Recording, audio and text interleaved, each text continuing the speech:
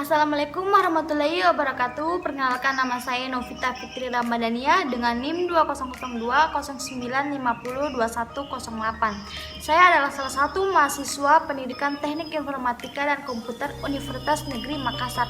Saya akan membahas tentang teori belajar dalam aliran behaviorisme, di mana materi ini adalah salah satu materi dari mata kuliah belajar dan pembelajaran.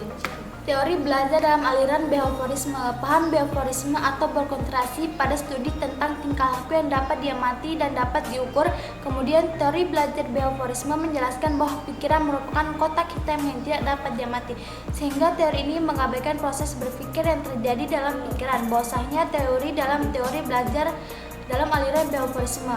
Tokoh-tokoh yang berpendapat pada teori ini adalah A. Teori pengkondisian oleh Ivan Pavlov, B. Teori kondisionisme oleh Thorndike, C. Teori pengkondisian oleh operan oleh Skinner, Teori pembiasaan asosiasi dekat oleh Guthrie, E. Teori kognitif sosial oleh Badura. A. Teori pengkondisian oleh Ivan Pavlov. Ivan Pavlov terkenal dengan teori klasik condition atau pengkondisian klasik. Hal-hal yang penting dari teori pengkondisian oleh Ivan Pavlov di sini adalah bertitik tolak dari asumsi bahwa dengan menggunakan rangsangan tertentu berperilaku manusia ini dapat berubah sesuai dengan apa yang diinginkan. Pavlov menjelaskan teori pengkondisian klasik menjadi 4 proses, yaitu fase asosiasi, fase eliminasi, fase generalisasi, dan fase diskriminasi. Bagaimana pelaksanaan dari teori pengkondisian oleh Ivan Pavlov? Di sini pelaksanaan pembelajaran dengan menggunakan teori belajar dari Ivan Pavlov, misalnya agar siswa menguasai materi tertentu, siswa harus diberikan stimulus tertentu, terus ini juga harus dikondisikan.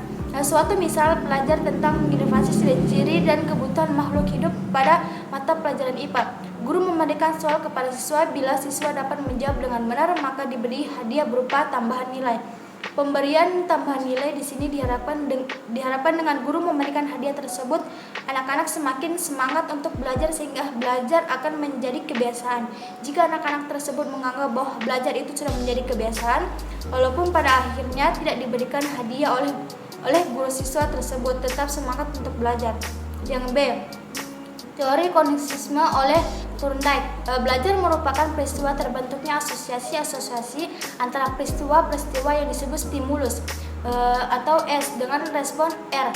Teori kognitisme di sini contohnya adalah dalam pelaksanaan pembelajaran. Contohnya adalah guru mengajukan pertanyaan, stimulusnya S. Siswa menjawab pertanyaan guru tersebut, inilah respon R. Contoh yang lain, guru memberikan pekerjaan rumah, ini stimulus, kemudian siswa mengerjakan PR tersebut, inilah respon. Hal tersebut berarti belajar adalah upaya untuk membentuk stimulus dan respon sebanyak-banyaknya.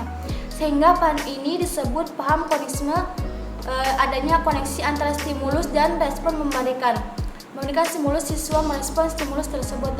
Hukum-hukum belajar dari Thorndike ada 3. Yang pertama adalah hukum kesiapan atau law of readiness, 2. hukum latihan atau law of exercise, 3. hukum akibat atau law of effect. Pada pelaksanaan pembelajaran dengan menggunakan teori belajar dari Thorndike adalah agar siswa menguasai materi tertentu, maka diawali dengan kesiapan siswa untuk belajar baik secara fisik maupun mental. Misalnya berdoa terlebih dahulu, kemudian disampaikan manfaat mempelajari materi tersebut. Selanjutnya guru mulai menyampaikan materi pelajaran.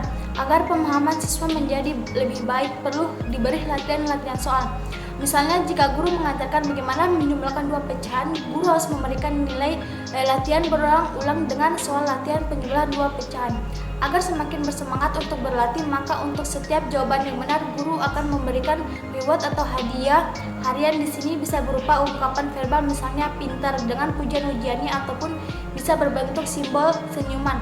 Ini adalah reward untuk anak-anak kita sudah berpengaruh pada psikologi, anak mereka akan semakin bersemangat untuk belajar. Begitu pula jika guru memberikan pelajaran tentang lingkungan, alam, dan buatan di sekitar gambar atau video sehingga siswa tertarik pada pembelajaran tersebut. Ini berarti sesuai dengan hukum kesiapan bahwa semakin siswa tertarik terhadap materi pelajaran, maka siswa tersebut semakin siap dan mengikuti pelajaran. Kemudian agar materinya tersebut mudah diterima oleh siswa, guru memberikan soal-soal yang harus dikerjakan oleh siswa. Selain dengan cara tulis, soal tersebut bisa juga disampaikan secara lisan. Dengan cara tersebut lama-kelamaan siswa akan menguasai materi tersebut, tentunya akan memberikan reward atau hadiah. Saya bisa berupa sikap. Sekian dari penjelasan saya, lebih dan kurangnya mohon dimaafkan. Wassalamualaikum warahmatullahi wabarakatuh.